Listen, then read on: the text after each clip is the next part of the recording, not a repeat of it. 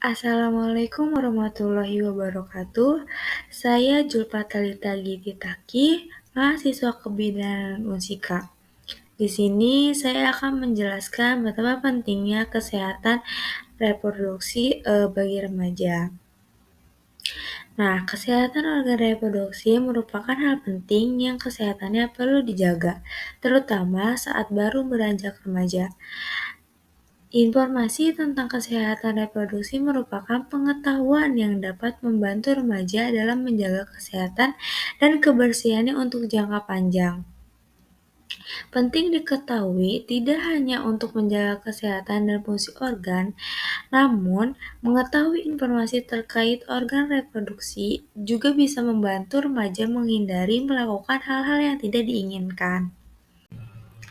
Definisi kesehatan reproduksi menurut Konferensi Kependudukan di Kairo atau ICPD, yaitu keadaan sehat secara menyeluruh meliputi aspek fisik, mental, dan sosial. Bukan sekedar tidak ada penyakit atau gangguan di segala hal yang berkaitan dengan sistem reproduksi. Fungsinya dan proses reproduksi itu sendiri. Nah, jadi kesehatan reproduksi ini dapat disimpulkan bahwa setiap orang dapat menikmati kehidupan seks yang aman dan menyenangkan, memiliki kemampuan bereproduksi, memiliki kebebasan menetapkan kapan dan seberapa sering ingin bereproduksi. Sedangkan makna dari fungsi reproduksi yang baik adalah tidak adanya kelainan anatomis dan fisiologis pada organ reproduksi, baik pada perempuan maupun laki-laki. Nah, pada usia berapa sih seseorang bisa dikatakan remaja?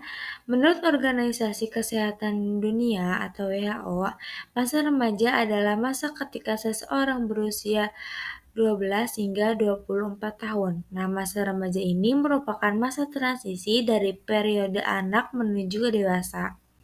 Gaya hidup remaja. Nah, remaja itu merupakan pasar yang potensial bagi produsen, di mana sifat remaja yang dalam fase ingin tahu, maka remaja rentan terhadap konsumtif yang berlebihan. Terkadang tidak sesuai dengan kemampuan dan kebutuhan remaja itu sendiri. Nah, kemudian alasan pentingnya kesehatan reproduksi bagi remaja itu, yang pertama untuk mengenal sistem reproduksi dengan baik, kemudian agar terhindar dari penyakit menular seksual, mencegah terjadinya kekerasan seksual dan cara menghindarinya, dan memiliki hubungan yang sehat. Nah, apa sih itu sistem reproduksi? Sistem reproduksi manusia adalah sistem biologis yang terdiri dari organ dan jaringan dalam tubuh manusia yang berfungsi untuk memungkinkan terjadinya reproduksi. Sistem ini melibatkan organ reproduksi internal dan eksternal termasuk testis, ovarium, rahim, dan vagina, serta saluran-saluran yang menghubungkannya. Kemudian ada fungsi sistem reproduksi itu, yang pertama ada memproduksi sel reproduksi, kemudian menghasilkan hormon seksual, dan ketiga mengatur keseimbangan hormon. Nah, kemudian ada penyakit pada sistem reproduksi. Yang pertama itu ada kanker serviks. Kanker serviks ini penyakit yang disebabkan oleh pertumbuhan sel-sel abnormal di serviks.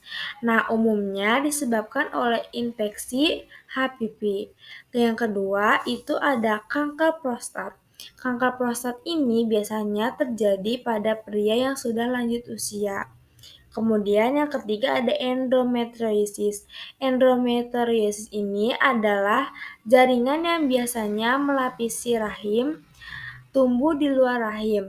Ini tuh menyebabkan nyeri dan dapat terjadi masalah kesuburan. Kemudian yang keempat ada fibroid rahim. Fibroid rahim ini itu adalah tumor jinak yang tumbuh di dalam atau di sekitar rahim. Kemudian yang kelima ada infeksi menular seksual. Nah, penyakit ini ditularkan melalui hubungan seksual seperti gonore, chlamydia, dan sifilis. Yang keenam ada sindrom ovarium polikistik, gangguan hormon yang menyebabkan ovarium membesar dan terbentuk kista kecil di tepi luar. Kemudian ada parikokel.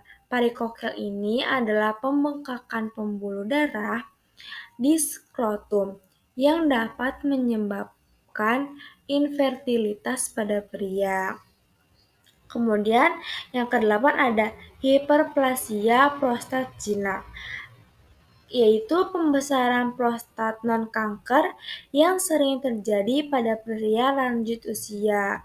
Yang kesembilan ada vaginosis bakterial, yaitu infeksi bakteri pada vagina yang menyebabkan keputihan abnormal dan bau yang tidak sedap. Dan yang terakhir ada penyakit radang panggul. Penyakit radang panggul ini infeksi pada organ reproduksi wanita yang dapat menyebabkan kerusakan pada tuba Fallopi, ovarium, dan rahim. Nah, pencegahan penyakit menular seksual. Yang pertama itu hindari seks sebelum menikah seperti seks bebas dan berganti pasangan untuk melakukan seks bebas. Yang kedua itu mendapatkan vaksin HPV. Yang ketiga, melakukan pemeriksaan rutin. Kemudian yang keempat, selalu menjaga kebersihan pribadi atau diri kita sendiri. Nah, yang terakhir itu teliti sebelum melakukan perawatan yang menggunakan jarum. Nah, kemudian untuk cara mencegah kekerasan seksual dan menghindarinya itu, kita dapat menghindari situasi yang berbahaya, kemudian komunikasikan batasan dengan jelas, bersikap tegas, ikuti naluri jika sudah merasa tidak nyaman di suatu tempat, kemudian merespons secara fisik apabila ada perlawanan secara fisik. Kemudian ada memiliki hubungan yang sehat. Nah, ini tindakan membuat ikatan antara individu yang berdasar pada rasa hormat, kepercayaan, hubungan emosional, dan keterlibatan yang setara.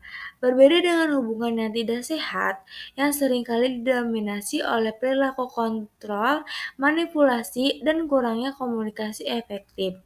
Hubungan yang sehat menekankan pada keseimbangan dan kontribusi positif dari kedua belah pihak.